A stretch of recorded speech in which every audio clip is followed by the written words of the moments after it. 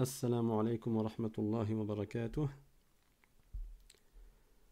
Donc, pour commencer, j'espère que vous allez bien depuis le mois de Ramadan. Et Inch'Allah Ta'ala, on va essayer de reprendre les cours de religion comme on avait fait, sauf que ça sera avec une cadence un peu euh, plus lente. On va essayer de faire, Inch'Allah, 2 cours par semaine. Donc, comment on va procéder? On va faire un cours le lundi et un cours le jeudi, bi'idhnillahi ta'ala. Et chaque cours commencera normalement à 20 heures pour le moment, étant donné que le Maghreb est à 19h30. Et Inch'Allah, on changera en fonction de l'horaire du Maghreb. Pourquoi j'ai mis 2 cours en place? Parce que j'ai vu que parmi ceux qui ont demandé à reprendre les cours, ou bien ceux qui souhaitent prendre des cours, il y a des gens qui n'étaient pas là au cours de la première session pendant le confinement et pendant le mois de Ramadan. Donc, on va reprendre, Inch'Allah, le chapitre de la croyance, qui est le chapitre le plus important. Et en parallèle, pour ceux qui ont déjà pris ce chapitre-là, on va avancer pour pas qu'il reste juste sur les mêmes informations, bien que même le chapitre de la croyance, Inch'Allah, je parlerai probablement différemment et je raconterai d'autres choses. Donc, moi, j'incite fortement à réécouter le cours, à réécouter ces cours-là, même pour ceux qui les ont déjà entendus. Et les explications seront peut-être plus claires avec une seconde écoute. Surtout que le prophète sallallahu alayhi wa sallam a dit dans un hadith La yashba'u mu'minun min khayrin yasma'uh hatta yakuna muntahahu al-jannah. C'est-à-dire que le croyant ne se lasse pas d'un bien qu'il entend jusqu'à ce qu'il arrive au paradis. C'est-à-dire jusqu'à ta mort, tu continues à apprendre et tu ne te lasses pas d'écouter et de réécouter même les mêmes informations dans la science de la religion. Il y a toujours une utilité et un bienfait, comme les savants ont dit, fil i'ada ifada, c'est-à-dire dans la répétition, il y a une utilité. Donc le lundi, Inch'Allah, on fera les cours sur la croyance, le tawhid, et le jeudi, on continuera dans le chapitre de la purification et la prière pour que chacun d'entre nous puisse savoir comment faire la purification et la prière correctement avec tous les sujets qui sont connexes, qui sont liés à ce chapitre-là. D'accord? Donc, on va commencer sans plus tarder. Bismillahirrahmanirrahim. Alhamdulillahi Rabbil Alamin. Wa sallallahu wa sallam ala Sayyidina Muhammad Taha al-Amin. وعلى آله وصحبه الطيبين الطاهرين اللهم لا سهل إلا ما جعلته سهلا وأنت يا حي يا قيوم تجعل الحزن إذا شئت سهلا اللهم علمنا ما جهلنا وذكرنا ما نسينا وانفعنا بما علمتنا وزدنا علما. La louange est à Allah, le Seigneur des mondes, et que l'honneur et l'élévation en degrés soient accordés à notre prophète Muhammad sallallahu alayhi wa sallam. Nous demandons à Allah qu'il nous fasse apprendre ce que nous ignorons, qu'il nous fasse nous rappeler de ce que nous avons oublié et qu'il nous augmente en connaissance. Et nous lui demandons de nous préserver de l'état des gens de l'enfer. Et nous demandons à Allah qu'il nous accorde une intention sincère dans chacun de nos actes d'adoration. Le prophète sallallahu alayhi wa sallam a dit dans un hadith Innamal a'malu bin niyyat, c'est-à-dire que les bonnes œuvres, elles valent par leurs intentions. L'intention est nécessaire et indispensable afin que la bonne action de la personne soit agréée, afin qu'elle soit récompensée, afin qu'elle soit acceptée. Et c'est pourquoi, chaque fois que nous entamons une bonne action, il est très important d'avoir présent à l'esprit, d'avoir présent dans le cœur une intention de rechercher l'agrément de Dieu, l'intention de faire comme le prophète sallallahu alayhi wa sallam a dit de faire, l'intention d'obéir à Allah subhanahu wa ta'ala, ou une autre parmi ces intentions qui sont des bonnes intentions, an-niyyah as-salihah. Nous allons commencer, Inch'Allah, le chapitre de la croyance. Nous allons reprendre dès le début, et Inch'Allah ta'ala, on avancera tous les lundis donc à 20h. Bismillahirrahmanirrahim. Alhamdulillahi Rabbil Alamin wa salatu wa salamu ala Sayyidina Muhammadir Rasulillah. Le messager de Dieu sallallahu alayhi wa sallam a dit dans un hadith talabul ilmi faridatun ala kulli muslim. C'est-à-dire qu'acquérir la science de la religion est une obligation pour chaque musulman. Rapporté par Al-Bayhaqi. On commence par ce hadith parce qu'il nous indique l'importance d'apprendre la science de la religion.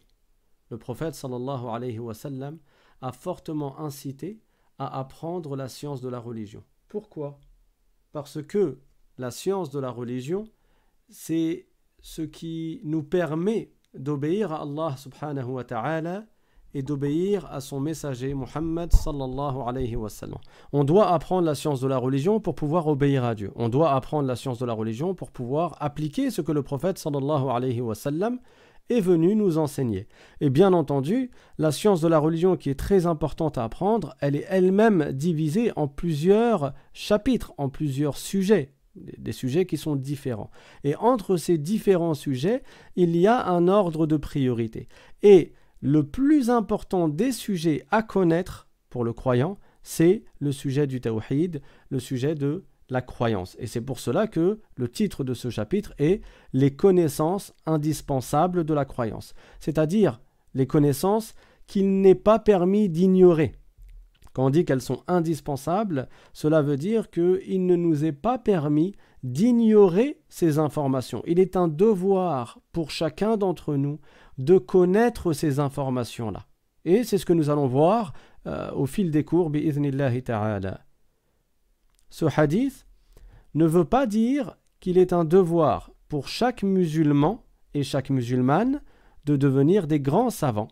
Mais il y a une part dans la science de la religion qu'il est indispensable de connaître, et cette part, elle concerne la croyance, la purification et la prière, le jeûne, le pèlerinage pour celui qui en a la capacité, la zakat pour celui qui en a les moyens, donc ce n'est pas tout le monde qui est concerné par l'obligation de payer la zakat, ainsi que les devoirs du cœur, les péchés des organes et d'autres sujets encore. Donc tous ces sujets-là, ils font partie des sujets qui sont très importants à connaître en islam. On a commencé par le sujet de la croyance. Pourquoi? Parce que celui qui ne croit pas en Allah et en son messager, ses bonnes œuvres ne seront pas acceptées. La condition sine qua non, la condition qui est indispensable pour que tes actes soient valables, c'est d'abord d'être croyant. Et c'est pour cela que le prophète sallallahu alayhi wa sallam, quand il a commencé à appeler à l'islam, il n'a pas commencé à expliquer comment on fait la prière. Il n'a pas dit aux gens, vous devez jeûner le mois de Ramadan. Au contraire, le mois de Ramadan, son jeûne est devenu obligatoire une dizaine d'années après le début de l'avènement de sa mission de prophète. Donc, c'est par la croyance que le prophète sallallahu alayhi wa sallam a commencé. Il disait, « Qulu la ilaha illallah tuflihu » c'est-à-dire, dites, il n'y a pas d'autre Dieu que Dieu, et vous gagnerez, vous serez au nombre des gagnants dans l'au-delà. Et le prophète sallallahu alayhi wa sallam nous a dit un grand nombre de hadiths dans lesquels on comprend que la plus grande des obligations qui nous incombent, c'est de croire en Dieu et en son messager. Et c'est quoi la croyance? C'est ce qui est écrit dans le Coran. Allah Ta'ala dit dans le Coran, « Innamal mu'minun alladhina amanu billahi wa rasulihi thumma lam yartabu » c'est-à-dire que les croyants sont ceux qui ont cru en Allah et en son messager sans aucun doute ni suspicion. C'est quoi être croyant? C'est croire en Dieu et en son prophète. C'est ça être croyant. Être croyant, ça n'est pas uniquement de reconnaître l'existence d'un créateur à ce monde, tout en lui attribuant des associés par exemple. Ça n'est pas être croyant. Être croyant, ça n'est pas le fait de se dire simplement « oui, je sens bien et je vois bien qu'il y a quelque chose derrière tout ça, derrière ce monde ». Ce n'est pas juste ça. Être croyant, c'est croire en Dieu, lui vouer l'adoration à lui uniquement et à personne d'autre, c'est-à-dire ne pas associer Dieu à ses créatures, ne pas adorer autre que Dieu et croire en le prophète que Dieu a envoyé et qui est venu justement nous enseigner ce que Dieu nous a ordonné et ce que Dieu nous a interdit. C'est cela que nous allons voir, Inch'Allah Ta'ala, dans les prochains cours. Parmi les sujets qui sont très importants en islam, il y a également la purification et la prière. La purification, le prophète sallallahu alayhi wa sallam a dit dans un hadith qu'elle était comme la moitié de la foi. Shatrul iman. Pourquoi la moitié de la foi? En réalité, cela veut dire que la purification est une grande part, elle a une grande part dans l'application des lois de l'islam. Il y a besoin de la purification pour faire la prière. Il y a besoin de la purification pour faire le tawaf, qui sont les 7 tours autour de la Kaaba. La purification en islam, c'est quelque chose qui est très important. Et ça également, ça on le verra Inch'Allah au cours du jeudi, c'est un sujet qui comporte beaucoup de sous-chapitres que chaque musulman doit connaître. Il y a également la prière. La prière, le prophète sallallahu alayhi wa sallam a dit as-salatu nur, c'est-à-dire la prière c'est comme une lumière, ce sera une source de lumière pour toi dans l'au-delà. Et c'est le plus grand devoir qui incombe pour le musulman après avoir cru en Dieu et en son prophète. Donc à partir du moment où quelqu'un est musulman, si on demande c'est quoi la plus grande chose à faire pour lui, c'est la prière. À partir du moment où il est croyant, à partir du moment où il est musulman, puisque le croyant et le musulman c'est la même chose, à partir du moment où la personne est musulmane, le plus grand devoir qui incombe, c'est la prière. Et de quelle prière on parle? On parle des 5 prières quotidiennes qui sont citées dans le Coran. Inna as-salata kanat 'ala al-mu'minina kitaban mawquta. C'est ces prières-là qui sont visées par le verset du Coran que je viens de citer et qui a pour signification que les prières ont été prescrites pour les croyants, c'est-à-dire qu'elles ont été rendues obligatoires pour chaque croyant responsable, mukallaf, kitaban mawquta, c'est-à-dire qu'elles sont prescrites et elles sont dans des temps donnés, dans des temps précis. Chaque prière, il y a un début au temps de la prière, et il y a une fin au temps de la prière, et tu dois faire en sorte que ta prière, elle ait lieu pendant ce laps de temps-là, pendant ce temps-là. Parmi les choses que nous allons apprendre également, il y a le jeûne. Le jeûne, parce que ça fait partie également des plus grands devoirs en islam. Et là, je parle du jeûne de mois de Ramadan. Le prophète, sallallahu alayhi wa sallam, a dit dans un hadith « Buniya al-islamu ala khams », c'est-à-dire que l'islam est basé sur 5 principaux devoirs. « Shahadati an la ilaha illallah wa anna Muhammadan Rasulullah », le témoignage qu'il n'y a pas d'autre Dieu que Dieu et que Muhammad est le messager de Dieu, wa iqamis salah, l'accomplissement de la prière, wa ita'iz zakah, le versement de la zakat, wa hajjil bayt, le pèlerinage à la maison sacrée, à la Kaaba, wa sawmi ramadan, et le jeûne du mois de Ramadan. Le jeûne du mois de Ramadan, c'est un chapitre qui est très important que nous verrons également Inch'Allah. Parmi les chapitres qu'il est important de connaître, il y a le pèlerinage. Donc, la personne qui a la capacité d'accomplir le pèlerinage est concernée par cette obligation, et avant d'aller faire le pèlerinage, elle doit apprendre quelle est la méthode, comment faire le pèlerinage afin qu'il soit agréé, afin qu'il soit accepté.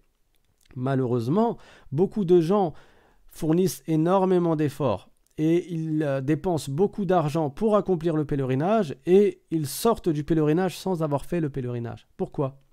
Parce que tu ne fais pas comme tu veux, tu ne fais pas n'importe comment les actes d'adoration, mais tu les fais comme le prophète sallallahu alayhi wa sallam a enseigné de les faire. Et déjà à l'époque des compagnons du prophète sallallahu alayhi wa sallam, il y a un grand compagnon qui était même un calife bien guidé, Ali ibn Abi Talib radiyallahu anhu, qui avait dit ma akthar ad-dajij wa ma aqall al-hajij, c'est-à-dire combien le vacarme est grand et combien peu sont ceux qui font réellement le pèlerinage. Quand on fait le pèlerinage, il y a des milliers et des milliers de gens. Déjà à l'époque du prophète Mohammed sallallahu alayhi wa sallam, quand il a accompli son pèlerinage quelques semaines avant de mourir, alayhi salatu wassalam, il y avait 100 000 compagnons avec lui qui sont venus faire le pèlerinage. Donc ça, c'était à l'époque du prophète. Et plus les époques ont avancé, plus le temps a coulé, et plus les musulmans étaient nombreux. Donc maintenant, on a une époque où, en dehors de l'époque du confinement et du Covid, les musulmans qui font le pèlerinage chaque année sont des millions. Et déjà à l'époque de Ali ibn Abi Talib radiyallahu anhu, il avait dit « Ma akthar ad-dajij » combien il y a de vacarme, c'est-à-dire qu'il y a beaucoup de bruit puisqu'il y a beaucoup de monde. « Wa ma aqall al-hajij » mais combien peu sont ceux dont le pèlerinage est correct, dont le pèlerinage est accepté. Pourquoi? Là encore, parce qu'il y a un grand nombre de gens qui font les gestes de manière imitative, hein, ils imitent les autres, mais ils n'ont pas appris la science de la religion. Quérir la science de la religion est une obligation pour chaque musulman. Alors ils font un semblant de pèlerinage en apparence, tout comme d'autres font l'image de la prière, hein, ils font une prière qui ressemble à la prière des musulmans, mais comme ils ont manqué à certaines obligations, comme ils ont délaissé certaines conditions de validité, alors leurs adorations ne sont pas valables. D'où l'importance d'apprendre tous ces sujets-là. Également, parmi les sujets que nous verrons, Inch'Allah, il y a le chapitre de la zakat. La zakat, c'est un devoir de la verser pour celui qui a les moyens. Allah Ta'ala, il nous a ordonné, et ce sont les prophètes qui sont venus nous enseigner les ordres de Dieu, Allah Ta'ala nous a ordonné de faire preuve de compassion envers les démunis, envers les pauvres. Et cette compassion-là, elle se traduit par le versement de la zakat, c'est-à-dire que ceux qui ont les moyens et qui ont atteint un certain seuil dans leur fortune, ils se doivent de partager avec les plus pauvres. Pas que les plus pauvres, il y a plus précisément 8 catégories de gens à qui il est permis de verser la zakat. 8 et pas une 9e. Quand on parle de zakat, là je ne parle pas de l'aumône qui n'est pas obligatoire. Tu peux donner de l'argent à qui tu veux. Mais la zakat qui est obligatoire, on se doit de la verser à 8 catégories de personnes. Et ces 8 catégories de personnes sont citées dans le Coran. Mais celui qui n'apprend pas, celui qui n'a pas appris la religion, qui n'a pas appris le chapitre de la zakat et qui est concerné par l'obligation de la zakat, qu'est-ce qu'il risque de faire? Il risque de donner son argent à des personnes qui ne sont pas concernées, qui ne sont pas censées prendre la zakat, et du coup sa zakat ne sera pas valable. C'est comme s'il n'avait pas donné de zakat. Et s'il n'a pas donné de zakat, il méritera un châtiment dans l'au-delà, puisqu'il aura délaissé un des plus grands devoirs en islam, un des 5 plus grands devoirs en islam. Donc le chapitre de la zakat, c'est un chapitre également qui est très important. Parmi les choses qu'il est un devoir de connaître également, il y a les devoirs du cœur. Allah Ta'ala, parmi les innombrables bienfaits qu'il nous a accordés, il nous a accordé des organes. Il nous a accordé de l'argent, il nous a accordé de quoi manger, de quoi boire, il nous a accordé plein de choses. Des bienfaits qu'on ne peut pas dénombrer. Allah dit dans le Coran, وَإِن تَعُدُّوا نِعْمَةَ اللَّهِ لَا تُحْصُوهَا. C'est-à-dire, et si vous essayez de compter les bienfaits que Dieu vous a donnés, vous ne serez pas capable de les dénombrer. وَإِن تَعُدُّوا نِعْمَةَ اللَّهِ لَا تُحْصُوهَا. Et dans un autre verset du Coran, Allah Ta'ala nous dit وَمَا بِكُم مِّن نِعْمَةٍ فَمِنَ اللَّهِ. C'est-à-dire, et chaque bienfait que vous avez, il est de la part de Dieu. C'est Dieu qui vous l'a donné. Donc, tout ce que tu as comme bien, même la respiration, chaque fois que tu respires, et chaque fois que tu peux marcher, que tu peux boire, que tu fais un mouvement avec ta main, que tu clignes des yeux, que tu parles, que tu écoutes, que tu entends, tous ces bienfaits-là, qui te les a donnés? C'est Allah Ta'ala. Est-ce que tu peux les dénombrer? Est-ce que tu es capable de dénombrer le nombre de pas que tu fais chaque jour? Chaque pas que tu fais, c'est Dieu qui t'a donné la force de le faire. Est-ce que tu es capable de dénombrer le nombre de mouvements que tu fais avec ta main à chaque fois que tu as pu tenir quelque chose avec tes doigts? Et chaque fois que tu as pu faire cela, c'est Dieu qui te l'a donné. Donc Dieu, il t'a donné des organes et il t'a chargé de faire certaines choses avec tes organes. Il y a ce qu'on appelle les devoirs du cœur et il y a ce qu'on appelle les péchés du cœur. Donc il y a des choses que tu dois faire avec ton cœur et il y a des choses que tu n'as pas le droit de faire avec ton cœur. Tout cela, tu dois le connaître. Ça fait partie de la science qui est indispensable à connaître pour chaque musulman.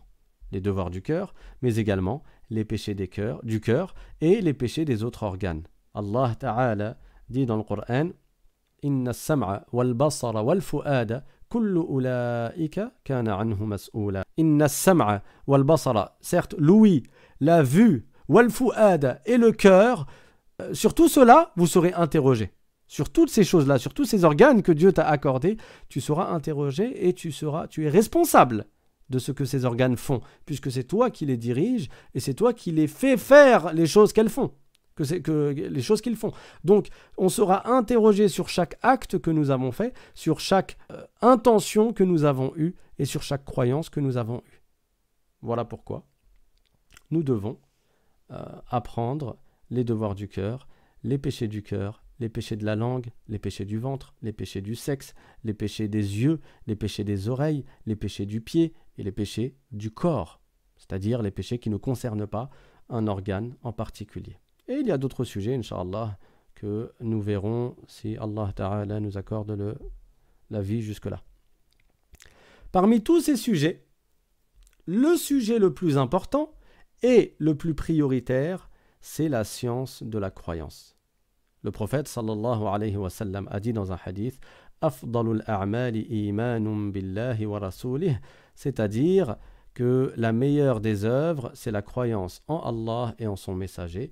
Et c'est un hadith sahih, donc il est fiable, il est sûr. Il a été rapporté par Al-Bukhari, qui est un grand savant, qui est connu pour avoir réuni un livre dans lequel il a rapporté des milliers de hadiths du prophète sallallahu alayhi wa sallam qui sont jugés sahih. Afdalul a'mal, la meilleure des œuvres dans l'absolu, c'est la croyance en Allah et en son messager. Pourquoi j'ai dit dans l'absolu? Parce qu'il y a un autre hadith dans lequel ils ont demandé au prophète sallallahu alayhi wa sallam c'est quoi la meilleure des œuvres, et il a répondu as-salatu fi waqtiha, c'est-à-dire la prière dans son temps, ou fi awwali waqtiha, la prière au début de son temps. Alors la prière, c'est un grand devoir et c'est le plus grand devoir après avoir eu la croyance en Allah et en son messager. Donc ici, quand on dit la meilleure des œuvres, c'est la croyance en Dieu et en son messager, c'est la meilleure des œuvres dans l'absolu. Tandis que dans le hadith qui concerne la prière, ce qui est visé, c'est la meilleure des œuvres pratiques, la meilleure des adorations à faire pour le croyant, pour celui qui est déjà musulman, pour celui qui croit déjà en Dieu et en son prophète, c'est d'accomplir ces 5 prières dans leur temps. Donc l'honneur et le mérite d'une science tient en l'honneur et au mérite de ce qui est connu par cette science. Et comme la science de la croyance nous permet de connaître Allah conformément à ce qu'il est digne de lui attribuer, et de l'exempter de ce qu'il n'est pas digne de lui attribuer. Et elle nous permet de connaître le messager de Dieu, conformément à ce qu'il est digne de lui attribuer, et de l'exempter de ce qu'il n'est pas digne de lui attribuer. Alors c'est la meilleure des sciences, puisqu'elle concerne la plus honorable des connaissances. C'est quoi la science de la croyance? C'est la science qui te permet de connaître Dieu. Et quand on dit connaître Dieu, ça n'est pas connaître sa réalité, parce qu'on ne peut pas atteindre la réalité de Dieu. Allah subhanahu wa ta'ala, on ne peut pas le circonscrire dans notre esprit. On ne peut pas s'imaginer Dieu. Les savants tels que Ahmad ibn Hanbal radiyallahu anhu et Dhunnun al-Misri, ils ont dit Mahma tasawwarta bibalik, fallahu bi khilafi dhalik. C'est-à-dire quoi que tu puisses t'imaginer, Dieu est différent de cela. Tout ce que tu t'imagines, tout ce qui te traverse l'esprit, ça n'est pas Dieu. Dieu, c'est le créateur du monde. Il ne ressemble pas à ce qu'il a créé. Parce que s'il ressemblait aux créatures, il n'aurait pas pu les créer. 2 choses qui se ressemblent ne peuvent pas se créer l'une l'autre. Toi, tu es un être humain, tu ne peux pas créer un être humain. Tu n'es même pas capable de créer un 6e doigt. Nous ne créons rien. Nous agissons en utilisant des moyens que Dieu et des causes que Dieu nous a données, que Dieu nous a accordées. Et on utilise cela pour avoir des conséquences, pour obtenir des conséquences. Mais ça n'est pas cela la création. Quand on parle de créer ici, c'est faire surgir les choses du néant à l'existence. Quand on parle de créer ici, c'est que les choses n'existaient pas et ça consiste à les faire exister. Et la création dans ce sens-là, elle est propre à Dieu. Nul autre que Dieu ne crée. Et c'est cela la signification de la parole que tous les musulmans disent « La ilaha illallah ». Quand nous disons « La ilaha illallah », ça veut dire « Il n'y a pas d'autre créateur que Dieu ». C'est-à-dire que personne ne fait surgir les choses du néant à l'existence si ce n'est Allah subhanahu wa ta'ala. Et Dieu qui a créé toutes choses ne ressemble pas à ce qu'il a créé. Parce que s'il ressemblait aux créatures, il n'aurait pas pu les créer. Donc, tout ce que tu t'imagines, toi, dans ton esprit, c'est quoi? C'est des créatures. C'est des créatures de Dieu. Et donc, ça ne peut pas être Dieu, puisque Dieu ne ressemble pas à ces créatures. Alors, comment on fait pour connaître Dieu, étant donné que ça n'est pas en essayant d'atteindre sa réalité, et ça n'est pas en essayant de se l'imaginer? On connaît Dieu en connaissant ce qu'il est digne de lui attribuer et en connaissant ce qu'il n'est pas digne de lui attribuer, ce dont on doit l'exempter. On attribue à Dieu les attributs de perfection. On dit que Dieu, il sait toutes choses. On dit que Dieu, il a créé toutes choses. On dit que Dieu, il est tout puissant sur toutes choses. C'est ça. les attributs de Dieu que l'on doit connaître, et c'est ainsi qu'on connaît Dieu. Et on connaît Dieu en sachant les choses qu'il n'est pas permis de lui attribuer. On sait que Dieu n'a pas de ressemblant. On sait que Dieu n'a pas d'associé. Donc ces choses-là sont impossibles au sujet de Dieu. Dieu n'a pas de semblable. Dieu n'a pas de fils. Dieu n'a pas de fille. Dieu n'a pas de père. Dieu n'a pas de mère. Dieu n'a pas d'épouse. Dieu n'a pas de frère. Dieu n'a pas de sœurs. Ces choses-là sont impossibles au sujet de Dieu. Connaître Allah, c'est connaître ce qui est obligatoire à son sujet, donc ses attributs de perfection. C'est connaître également ce qu'il est impossible de lui attribuer, ce qui est impossible à son sujet. Et c'est connaître ce qui est possible s'agissant de lui, comme le fait de créer une chose ou de ne pas la créer, selon sa volonté, subhanahu wa ta'ala. Et tout ceci, tu l'apprends dans la science de la croyance. Et donc, c'est la plus importante des sciences, puisqu'elle te permet de connaître Dieu. Mais elle te permet également de connaître le prophète Muhammad, sallallahu alayhi wa sallam, le messager de Dieu, qui est la meilleure des créatures. Le prophète Muhammad sallallahu alayhi wa sallam, c'est le sceau des prophètes. C'est le dernier prophète à avoir été envoyé à l'humanité. Et avant lui, il y en a eu beaucoup. Et tous les prophètes ont appelé à la même religion. Dieu ne va pas envoyer un prophète pour dire une chose et un autre prophète pour dire une croyance qui est contraire au prophète précédent. Ça n'a pas de sens. Allah Ta'ala a créé toute chose avec une sagesse. Et Dieu a envoyé tous les prophètes pour qu'ils ordonnent aux gens, pour qu'ils apprennent aux gens ce qui est de leur intérêt pour leur vie d'ici-bas et pour l'au-delà. Et il a envoyé tous les prophètes pour qu'ils ordonnent aux gens d'adorer Dieu uniquement. Comme il le dit dans le Coran, وَمَا خَلَقْتُ الْجِنَّ وَالْإِنسَ إِلَّا لِيَعْبُدُونَ. C'est-à-dire, et je n'ai créé les djinns et les êtres humains que pour leur ordonner de m'adorer. Si Allah nous a créés, c'est pas pour qu'on suive un cycle de métro, boulot, dodo, et puis c'est tout. Et on passe notre temps à regarder la télé, et puis c'est fini, et on paye nos factures, et à la fin on va mourir, et on deviendra de la poussière. Non, ça n'est pas ça du tout. Allah nous a créés, il nous a ordonné de l'adorer, et nous devrons rendre des comptes au jour dernier sur chaque chose que nous avons faite ici-bas.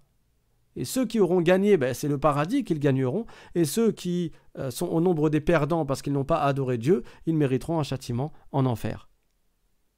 Ce prophète-là, le prophète Muhammad sallallahu alayhi wa sallam, qui est venu nous enseigner tout cela, c'est la meilleure des créatures. Et dans le chapitre de la science de la croyance, on apprend à le connaître. Et on apprend à connaître ce qu'il nous a enseigné également. Donc, on apprend à connaître le messager de Dieu conformément à ce qu'il est digne de lui attribuer et de l'exempter de ce qu'il n'est pas digne de lui attribuer.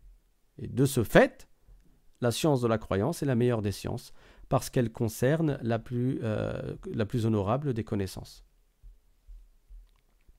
Donc, en plus de cela, en plus du fait que la croyance en Dieu et en son prophète, c'est le plus important des sujets à connaître, il faut savoir que la croyance en Dieu et en son prophète, c'est une condition pour l'acceptation des bonnes œuvres. Comme j'ai dit tout à l'heure, Allah Ta'ala dit dans le Coran مَثَلُ الَّذِينَ كَفَرُوا بِرَبِّهِمْ أَعْمَالُهُمْ كَرَمَادٍ اشْتَدَّتْ بِهِ الرِّيحُ فِي يَوْمٍ عَاصِفٍ. Dans Surat Ibrahim, c'est le verset 18. Et ça veut dire que les œuvres de ceux qui ont mécru, donc sous-entendu de ceux qui n'ont pas cru en Allah et en son messager, leurs œuvres sont comme de la cendre emportée par le vent un jour de tempête.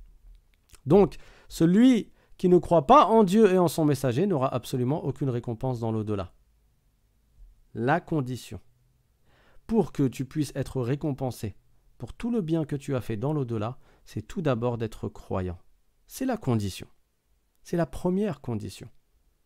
Maintenant, si quelqu'un, il a fait du bien et il n'a pas cru en Dieu et en son prophète, dans l'au-delà, il ne méritera pas la miséricorde de Dieu. Alors, si quelqu'un te demande, oui, mais il a fait du bien. Oui, il a fait du bien. Dieu lui a donné beaucoup de bien dans ce bas monde. وَمَا بِكُم مِّن نِعْمَةٍ فَمِنَ اللَّهِ. Chaque bienfait que tu possèdes, c'est Dieu qui te l'a donné. وَإِن تَعُدُّوا نِعْمَةَ اللَّهِ لَا تُحْصُوهَا. Le verset qui signifie que si vous essayez de dénombrer les bienfaits que Dieu vous a accordés, vous n'y arriverez pas. Donc, si quelqu'un a fait du bien, déjà le bien qu'il a fait, même s'il a donné tout son argent, même s'il a été toujours au service des pauvres, il a construit des hôpitaux, etc., ça n'est rien comparé à ce que Dieu lui a accordé comme bienfait. Mais Dieu, il lui accorde sa miséricorde ici-bas, dans ce bas monde, pour le bien qu'il a fait, par exemple, Et même s'il n'a pas fait de bien, Dieu lui accorde beaucoup de miséricorde ici-bas, mais la miséricorde de Dieu, elle est réservée aux croyants dans l'au-delà. C'est Dieu qui l'a voulu, et c'est ainsi. C'est pour cela que ce verset nous apprend l'exemple de ceux qui ont mécru en leur Seigneur. Leurs actes sont comme de la cendre emportée par le vent un jour de tempête. Tout ce qu'il a fait comme bien, il en trouvera le résultat ou la rétribution dans ce bas monde, mais pas dans l'au-delà. Pourquoi ? Parce que la condition pour être récompensé dans l'au-delà, la condition pour gagner le paradis, c'est d'abord d'être croyant. Comme l'indique ce verset, et comme l'indique un autre verset également que nous allons voir, Inch'Allah. Donc, si tu réunis de la cendre et qu'il y a une tempête, qu'est-ce qu'il reste des cendres après la tempête ? Il ne reste rien. Imagine qu'il y a un ouragan qui passe et toi tu avais réuni des cendres dans un petit bocal ou quelque part sur le sol. Déjà normalement quand tu souffles sur les cendres il ne reste plus rien. Imagine après une tempête. Tu vois l'exemple comment il a été cité. Une tempête, qu'est-ce qu'il reste des cendres ? Ça veut dire qu'il ne reste absolument rien. Vraiment il ne reste rien. Ceux qui n'ont pas cru en Dieu, en son prophète, qu'est-ce qu'il va leur rester du bien qu'ils ont fait ici-bas ? Qu'est-ce qu'il va leur rester de cela dans l'au-delà ? Absolument rien. Donc de la même manière, celui qui meurt sans avoir cru en Allah et en son messager, il ne lui restera rien dans l'au-delà comme récompense. Quoi qu'il ait pu faire comme bien dans ce bas monde. Alors là, il y a des gens qui vont te dire « Oui, mais lui, il a fait du bien, il était gentil avec ses voisins, c'était quelqu'un de ceci, cela, il a toujours été gentil, il n'a jamais insulté personne, il n'a jamais fait de mal à personne. » Lui, il n'aura rien dans l'au-delà, lui, il ne gagnera pas le paradis. Le prophète, sallallahu alayhi wa sallam, a répondu à cela. Donc, si quelqu'un te demande, si une personne ne croit pas en Dieu, mais elle fait beaucoup de bien, elle donne de l'argent aux pauvres, elle est généreuse, pour tout cela, elle ne méritera rien dans l'au-delà, la réponse a été donnée par le prophète, sallallahu alayhi wa sallam, lui-même, qui a dit « Wa ammal kafiru فيطعم بحسناته في الدنيا حتى إذا أفضى إلى الآخرة لم يكن له منها نصيب. C'est-à-dire que le non-croyant, celui qui ne croit pas en Dieu, il sera rétribué pour ses bonnes actions dans ce bas monde. De sorte que lorsqu'il arrivera dans l'au-delà, il ne lui restera aucune part. Et ce hadith a été rapporté par Muslim. Ça veut dire que dans ce bas monde, Allah Ta'ala lui accorde une bonne santé. Voilà, c'est un bien de la part de Dieu. Il lui accorde une longue vie, il lui accorde beaucoup d'enfants, il lui accorde beaucoup d'argent, il lui accorde beaucoup de joie, il est content. Mais dans l'au-delà, il ne méritera rien du tout. Pourquoi ? Parce qu'il aura délaissé le plus grand des devoirs qui lui incombait, qui est le fait d'adorer Allah et de ne rien lui associer. C'est ça le plus grand devoir, comme le prophète sallallahu alayhi wa sallam a dit « Haqqullahi ala al-ibad an ya'buduhu wa la yushriku bihi shay'a » C'est-à-dire, le plus grand droit que Dieu a sur ses esclaves, c'est qu'il l'adore et qu'il ne lui associe rien. Et ça, c'est donc le plus grand devoir qui nous incombe à nous. Si le plus grand droit de Dieu sur nous, c'est qu'on l'adore, alors le plus grand devoir qui nous incombe vis-à-vis de Dieu, c'est de l'adorer, subhanahu wa ta'ala, et de ne rien lui associer. C'est-à-dire de ne pas adorer autre que Dieu et de ne pas attribuer de ressemblance entre Dieu et ses créatures. Parce que ça reviendrait à dire que Dieu il est comme ses créatures. Et que donc, tout comme on adore Dieu, on pourrait adorer une autre créature. Or, Allah subhanahu wa ta'ala ne ressemble pas à ce qu'il a créé. Et c'est lui que l'on doit adorer et on ne doit pas adorer autre que lui. Parce que la croyance est une condition pour l'acceptation des bonnes œuvres, tous les savants de l'islam d'une manière générale, lorsqu'ils entamaient un écrit, lorsqu'ils écrivaient des ouvrages, des livres, par quel chapitre commençaient-ils ? Ils commençaient par le chapitre de la croyance. Sauf si le livre, bien entendu, il était réservé à un chapitre en particulier. Mais d'une manière générale, ils commençaient par le chapitre de la croyance. Et plus encore, même quand le sujet du livre n'était pas lié à la croyance, lorsqu'ils faisaient une introduction, ils expliquaient brièvement la croyance des musulmans. Donc toujours, ils commençaient leur livre en disant « Bismillahirrahmanirrahim, Alhamdulillahi Rabbil Alamin, Wa sallallahu wa sallam ala sayyidina Muhammad wa ala alihi wa sahbihi wa sallam, comme c'est écrit en haut. Pourquoi il commençait par Bismillahir-Rahmanir-Rahim? Déjà parce que c'est l'habitude des savants de suivre l'exemple du Coran. Et le Coran comporte 114 sourates, et dans 113 des 114 sourates, ça commence par Bismillahir-Rahmanir-Rahim. Et il y a une sourate qui ne commence pas par Bismillahir-Rahmanir-Rahim, pour une raison précise. Et il y a écrit Bismillahir-Rahmanir-Rahim dans un verset du Coran également. Donc en tout, dans les 114 sourates, il est écrit 114 fois Bismillahir-Rahmanir-Rahim. 113 fois en début de sourate et une fois en plein milieu d'une sourate. Donc pour suivre cet exemple, les savants ils commencent en disant Bismillahir-Rahmanir-Rahim.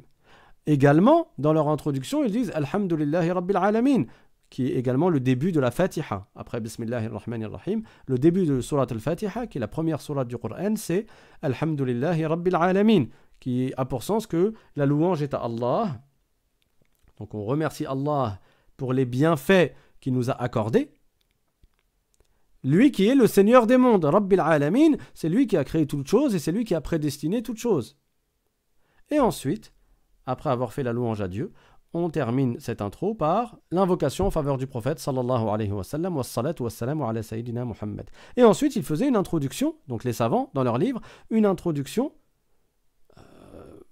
avant de commencer le premier chapitre. Et dans cette introduction, souvent, il y a quoi? Une dizaine de lignes ou une vingtaine de lignes, et dedans, ils expliquent brièvement que Allah a créé toutes choses, que Allah ne ressemble pas à ses créatures, que Allah n'est pas concerné par les attributs des créatures, que Dieu a créé le temps, que Dieu a créé l'endroit, que Dieu a créé les directions, que Dieu a créé ce monde, que Dieu a créé le monde céleste et le monde terrestre, que Dieu a créé les hommes et les djinns, etc. Et tout ça, ça fait partie du chapitre de la croyance qui est intégré quasiment au début de chaque livre, des livres des savants de l'islam.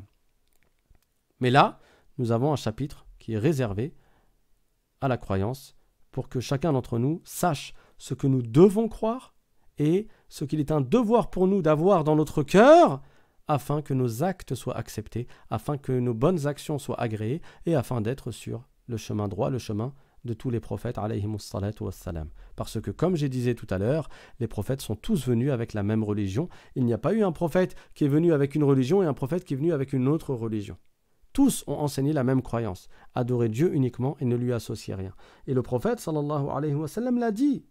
Il a dit afdalu ma qultu ana wan nabiyyuna min qabli la ilaha illallah, c'est-à-dire la meilleure des paroles que j'ai dites moi ainsi que les prophètes avant moi, c'est la ilaha illallah. C'est la parole des musulmans, c'est la parole de l'islam, c'est l'attestation de foi.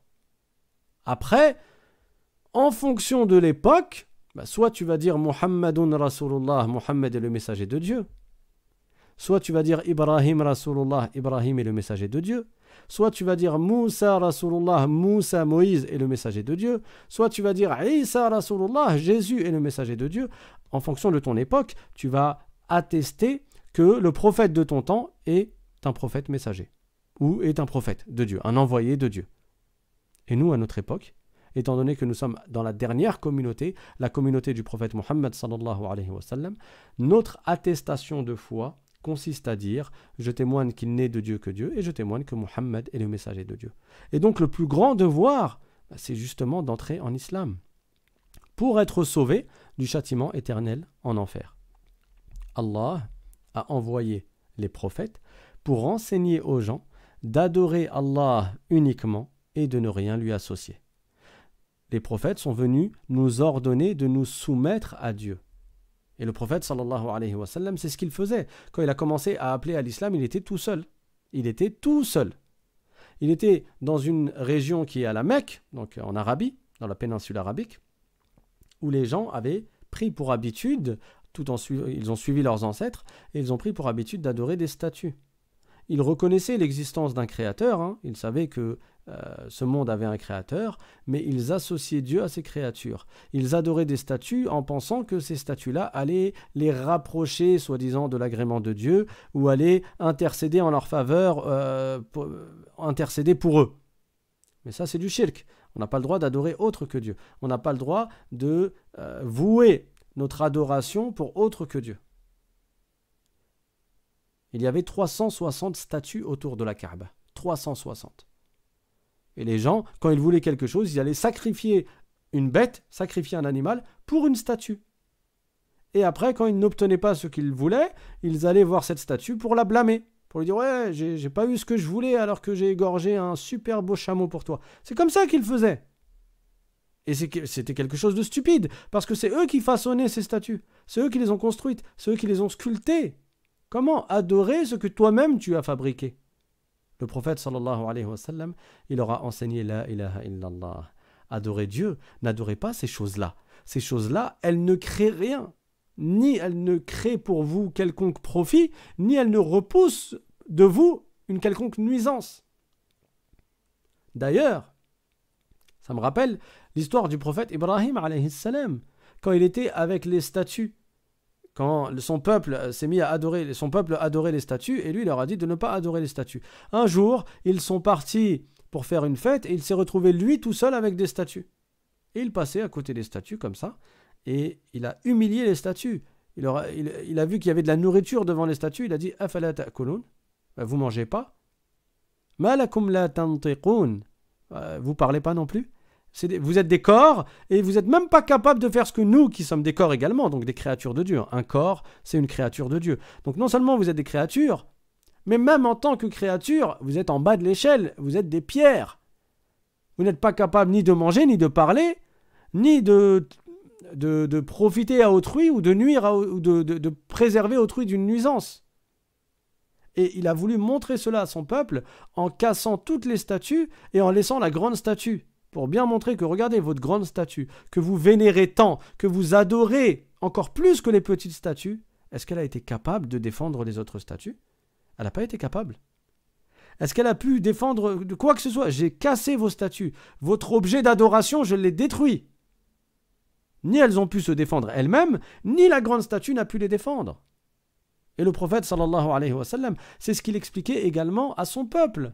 N'adorez pas ces statues, elles ne méritent pas l'adoration. Je suis un envoyé de Dieu et j'ai reçu pour ordre de vous transmettre ce qu'est votre plus grand devoir, qui est d'adorer Dieu uniquement et de ne rien lui associer, de vous soumettre à Dieu. Et la soumission à Allah, c'est l'islam. C'est donc un devoir pour chaque personne responsable d'entrer en islam. C'est quoi la définition d'un devoir? C'est quoi la définition d'une personne responsable? Inch'Allah ta'ala, c'est ce qu'on verra dans le prochain cours sur la croyance. Donc je répète pour ceux qui viennent d'arriver ou qui sont arrivés en plein milieu du cours. Le lundi, Inch'Allah, on va faire le chapitre de la croyance. Donc on va expliquer la croyance musulmane, le tawhid. Et le jeudi, Inch'Allah ta'ala, nous allons expliquer le chapitre de la purification et de la prière. Donc on va laisser quelques minutes pour que vous puissiez poser des questions si vous avez des questions. Alors il y a une question qui est dit j'aimerais vous poser une question, j'aimerais que vous m'expliquiez la sharia. La sharia, c'est la charte islamique. La sharia, c'est ce que le prophète sallallahu alayhi wa sallam est venu nous enseigner, tout simplement. Donc il nous a enseigné d'adorer Dieu uniquement et de ne rien lui associer, ce qui est le devoir le plus important. Et il nous a enseigné comment adorer Dieu. Donc Dieu nous a ordonné de faire des prières. D'accord, mais comment on fait la prière? C'est pas n'importe qui fait n'importe quoi. Non, on doit suivre comme le prophète sallallahu alayhi wa sallam a fait. Et lui-même, il a dit « Sallu kama ra'aytumuni usalli » Priez comme vous m'avez vu faire, comme vous m'avez vu prier. Donc le prophète a enseigné la prière. Il n'a pas dit « Chacun prie Dieu comme il veut ». Non, au contraire, une fois le prophète sallallahu alayhi wa sallam est rentré dans une mosquée et quelqu'un faisait la prière. Puis cette personne est venue et il a passé le salam au prophète sallallahu alayhi wa sallam après sa prière et le prophète lui a répondu. Il a répondu à son salam et il lui a dit c'est-à-dire retourne donc prier parce que tu n'as pas prié. Ça veut dire que ta prière n'était pas valable, elle n'était pas correcte, elle n'est pas comptée, elle n'est pas comptabilisée. Alors l'autre il est reparti faire la prière. Et il est revenu. Et le prophète lui a redit la même phrase. Retourne faire la prière, parce que tu n'as pas fait la prière. Et l'autre, il est reparti faire la prière. Il est revenu. Le prophète lui a redit la même chose une troisième fois. Alors cet homme a dit, je ne connais que cela. Et le prophète, sallallahu alayhi wa sallam, dans une version du hadith, il lui a expliqué comment faire la prière. Et dans une autre version du hadith, il a dit à ses compagnons, Arshidu akhakum, allez donc enseigner à votre compagnon la prière. Donc il ne l'a pas laissé comme ça. Tout ça pour dire que La charte, la charia, les lois de l'islam, c'est ce que le prophète est venu nous enseigner et nous devons d'adorer Dieu en l'appliquant conformément à l'enseignement du prophète sallallahu alayhi wa sallam.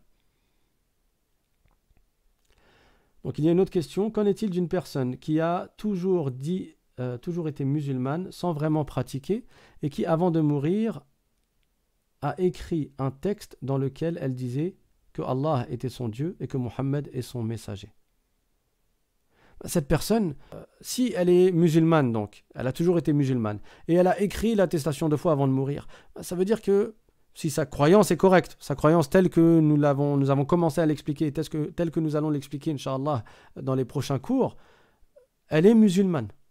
Maintenant, si elle n'a jamais pratiqué, alors de deux choses l'une, soit juste avant de mourir, elle s'est repentie, et elle a rempli toutes les conditions du repentir. Donc elle a regretté d'avoir fait les mauvais actes et d'avoir délaissé les devoirs. Et elle a mis l'intention de ne plus jamais récidiver dans le péché.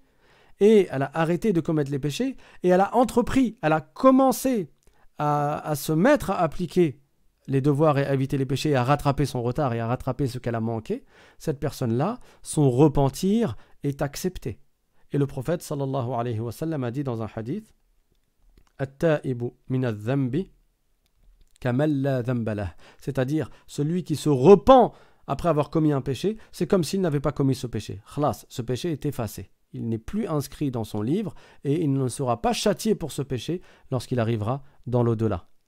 Par contre, si cette personne, elle a écrit les deux témoignages, mais elle ne s'est pas repentie de ses péchés,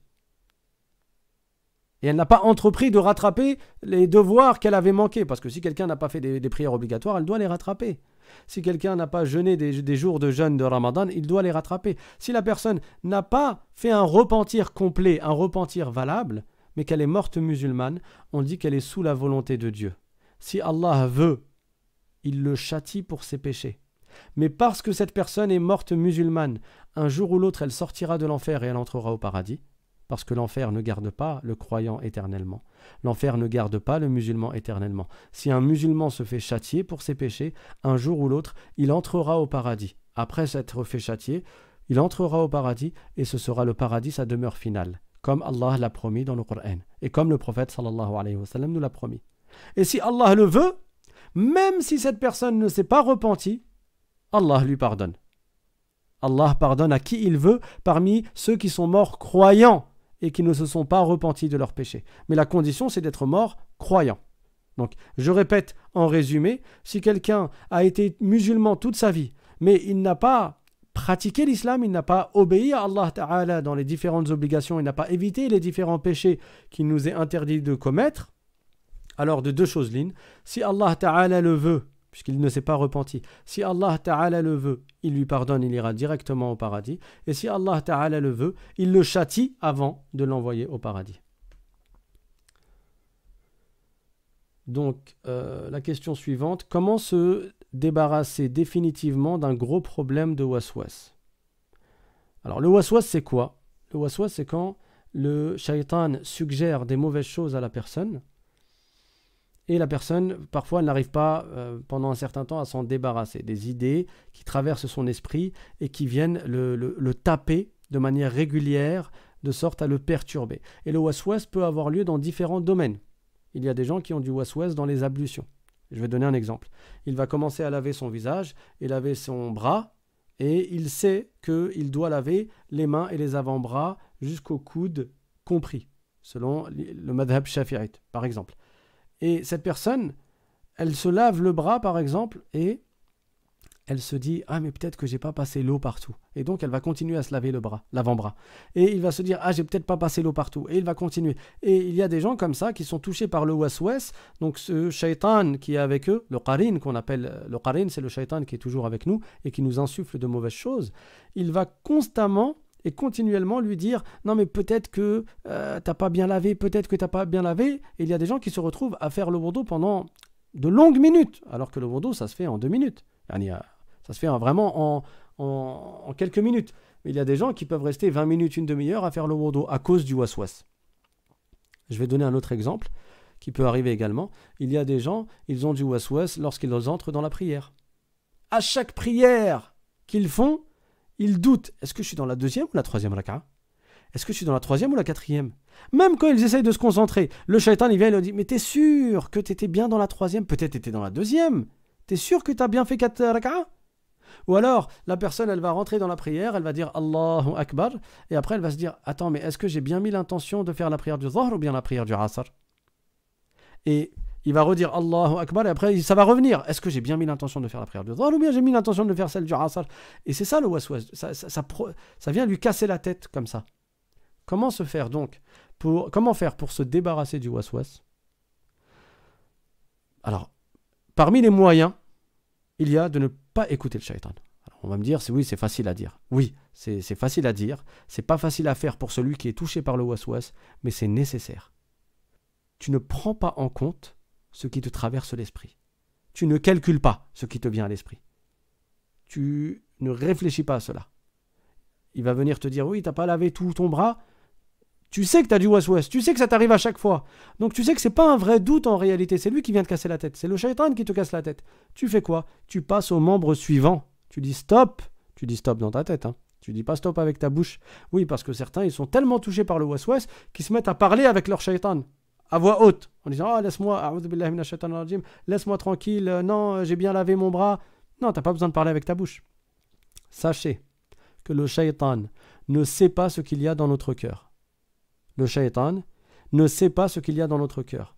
Donc, lui, il t'envoie du waswas, il t'envoie ses suggestions, ses mauvaises suggestions, mais il ne sait pas si toi, tu as été affecté ou pas.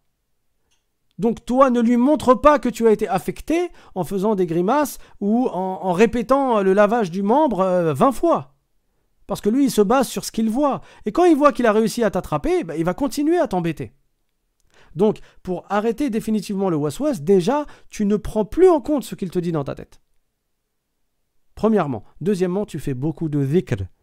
Astaghfirullah, astaghfirullah, astaghfirullah. Tu fais beaucoup l'istighfar. Tu récites beaucoup la hawla wa la quwwata illa billah. Et quand je te dis beaucoup, toute la journée, des centaines de fois par jour. La hawla wa la quwwata illa billah, c'est très fort contre le waswas, de le réciter beaucoup. Ainsi que la parole astaghfirullah ou bien rabbighfirli, c'est très fort contre le waswas. Troisièmement, essaye de ne pas rester seul.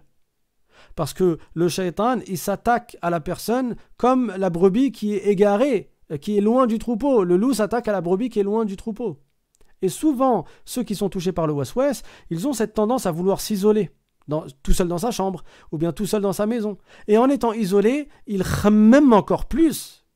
Ça veut dire quoi, il khammem? Ça veut dire, il cogite, il médite, il réfléchit, il passe son temps à réfléchir, il a les yeux fermés, il regarde le plafond, il se met dans le noir, et il réfléchit, et le shaitan, il l'attaque, et il lui met encore plus de waswas. Non, va avec les gens, mélange-toi aux gens, va avec ta famille, ne reste pas seul. Ça va t'aider à ne pas être touché par le waswas. Ne reste pas tout seul dans ta chambre. Ça, c'est un autre point. Et quatrièmement, apprends la science de la religion. Parce que le waswas, il est causé par l'une de deux choses, d'après ce qu'ont dit les savants. Soit c'est un problème, on va dire, psychique, les gens qui ont comme des TOC, qui ont des problèmes psychologiques, une certaine maladie, donc ils ont des troubles TOC, je ne sais plus c'est quoi le O et le C là, obsessionnel, compulsif, voilà. Troubles obsessionnels compulsifs. Ces gens-là, ils peuvent être touchés par le waswas. Le waswas, c'est pas que dans la religion. Il y a des gens, par exemple, pour vous donner un exemple, il va fermer la porte à clé et après il rentre dans sa chambre et après il se dit « Ah mais est-ce que j'ai bien fermé la porte à clé ?» Il sort de son lit, il va refermer la porte à clé, il rentre dans sa chambre, il dit « Ouais mais attends, mais est-ce que j'ai vraiment bien fermé la porte à clé ?» Il retourne, est-ce que j'ai... Et il fait ça. Il y en a, c'est dans le ménage. Ils ont du waswas. Il ou elle va faire la serpillière ou là, il va faire quelque chose et après il va se remettre à laver. Il va se remettre à laver. Ou bien il va se laver les mains. Il va se dire ah j'ai encore peut-être des microbes. Il va se laver les mains. Il va rester une demi-heure à se laver les mains. Tout ça là, c'est du waswas. Comment faire pour combattre ça? Après bien sûr il y a des remèdes du point de vue du côté maladif dans la médecine, mais également, donc j'ai dit, la personne elle fait beaucoup de dhikr et elle apprend la science de la religion. Elle apprend la science de la religion parce que le waswas a lieu par une des deux causes. Donc soit c'est maladif dans la tête, soit c'est à cause de l'ignorance. L'ignorance, c'est quoi le remède à l'ignorance? C'est la science, c'est l'apprentissage de la science. Et plus la personne apprend la science et elle l'apprend correctement et avec une intention sincère, et Inch'Allah, normalement, plus elle est censée être capable de distinguer le waswas d'autre chose, et donc elle va rejeter ces choses-là. Que Allah Ta'ala nous accorde à tous ou à ceux qui sont concernés par cette maladie la guérison. Beaucoup de fois réciter la hawla wa la quwwata illa billah. Et les savants ont dit, celui qui a du waswas, qu'il apprenne le Coran, qu'il apprenne les livres de religion, les livres des savants en islam, qu'il apprenne en prenant ton temps et ta concentration dans le fait d'apprendre par cœur ou dans le fait de faire du dhikr, de faire du dhikr en étant concentré dans le dhikr et dans la signification du dhikr que tu fais, ça t'évite de te distraire et de te mettre à te concentrer dans ce que le shaitan veut te faire te concentrer. Ensuite, la question suivante. Donc, pour réécouter le cours, STP, donc le cours, Inch'Allah, il va être mis en rediffusion sur la chaîne YouTube. Donc, la chaîne, elle s'appelle l'Islam Simplement. Vous pouvez vous y abonner. La question suivante, le support écrit. Alors, Inch'Allah Ta'ala, je vous avais promis depuis l'époque du mois de Ramadan que j'allais réviser le support et que j'allais vous le mettre en ligne. J'avais commencé à le faire. Après, subhanallah, j'avais arrêté. Mais là, du coup, on va le faire. Et il sera mis donc dans la description des vidéos, le lien, pour que vous puissiez vous-même le réviser, apprendre et même l'imprimer afin d'étudier la science, Inch'Allah Ta'ala. Alors, il y a une question. Puis-je vous poser une question en privé qui n'a rien à voir avec le cours? Alors, la question en privé, vous pouvez la poser dans les mails. Le mail l'islam.simplement@gmail.com. L'islam, tout collé, l'islam sans apostrophe. L'islam.simplement@gmail.com. Alors, il y a une question. Est-ce que le cours sur la purification de jeudi sera sur le madhab shafi'ite? Oui, Inch'Allah Ta'ala, la jurisprudence telle qu'elle sera expliquée, du moins dans un premier temps, ce sera selon le madhab de l'imam al-Shafi'i. Donc, le prophète, sallallahu alayhi wa sallam, il a enseigné l'islam. Ensuite, ça a été retransmis par les savants. Et les grands savants ont parfois divergé. Et donc, ils ont fait des écoles. Et on a le droit de suivre n'importe laquelle parmi les 4 écoles. Shafi'ite, Malikite, Hanbalite, Hanafite. Est-ce qu'il y a eu que 4 écoles? Non. Il y en a eu d'autres. Sauf que ces 4 écoles, c'est celles qui ont été préservées, qui sont restées. Leurs écrits sont restés. Les élèves de ces écoles qui sont devenus eux-mêmes des savants sont restés. Et c'est ainsi que ces écoles ont été diffusées jusqu'à notre époque. Donc, il y a des grandes régions dans le monde musulman qui enseignent l'école Hanafite, comme en Turquie par exemple. Il y a des grandes régions qui enseignent l'école Shafi'ite, comme en Égypte par exemple. Il y a des grandes régions qui enseignent l'école Malikite, comme dans les pays du Maghreb, certains pays d'Afrique. Et il y a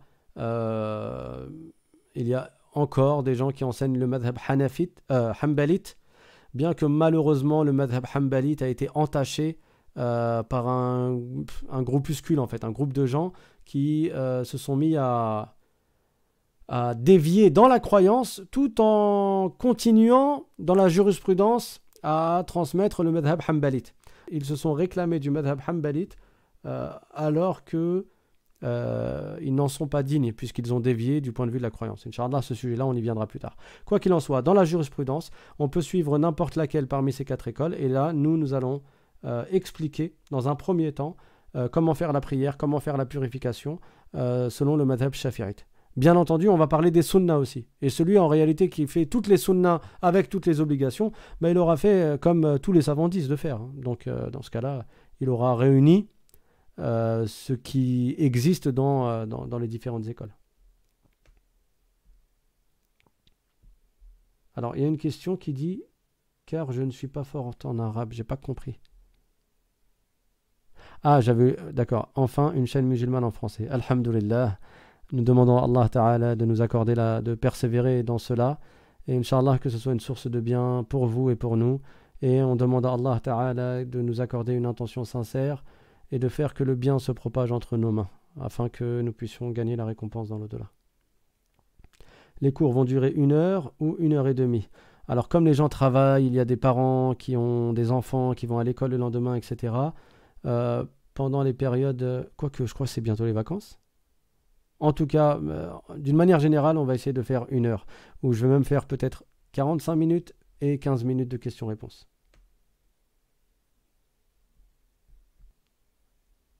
Alors, trouble obsessionnel compulsif. Compulsif, c'est bien ça, d'accord. Oui, donc je partage à toute ma famille. Partagez, Inch'Allah, n'oubliez pas l'intention. Le prophète sallallahu alayhi wa sallam a dit Ad-dallu ala al-khayri kafa'ilihi, c'est-à-dire celui qui indique à autrui de faire un bien, il aura une récompense quand l'autre va faire ce bien-là. Il sera semblable à celui qui a fait le bien dans le sens qu'il aura une récompense pour cela, parce qu'il aura poussé quelqu'un à faire une bonne action.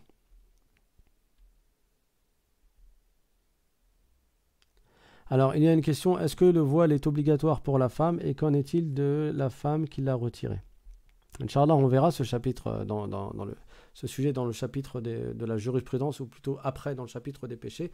Le prophète sallallahu alayhi wa sallam a enseigné en fait ce que la personne doit couvrir, et en fonction de qui il y a en face d'elle, ce qu'elle doit couvrir. C'est quoi notre zone de pudeur? Et il y a une zone de pudeur que le prophète a décrite pour les hommes, et il y a une zone de pudeur que le prophète a décrite également et a expliqué pour les femmes. Et en fonction de qui il y a en face d'elle. Est-ce que c'est quelqu'un qui est de sa famille, ou est-ce que c'est une personne ajnabiyya, donc une personne étrangère avec qui elle pourrait se marier. Donc, c'est pas la même zone de pudeur. Donc, devant ton père ou ton frère pour une femme, ou devant ton neveu ou ton oncle, c'est pas la même zone de pudeur que devant ton voisin ou ton cousin ou quelqu'un à l'extérieur. Donc, en ce qui concerne la zone de pudeur de la femme, les savants ont dit c'est le corps, mis à part le visage et les mains. Le corps, excepté le visage et les mains. Donc, en d'autres termes, la tête, autre que le visage, doit être couverte pour la femme devant un homme ajnabi, c'est-à-dire avec qui elle pourrait se marier. Et si elle ne le fait pas, donc si elle a retiré cela devant une personne ajnabiyya, devant un homme ajnabi, elle se sera chargée d'un péché.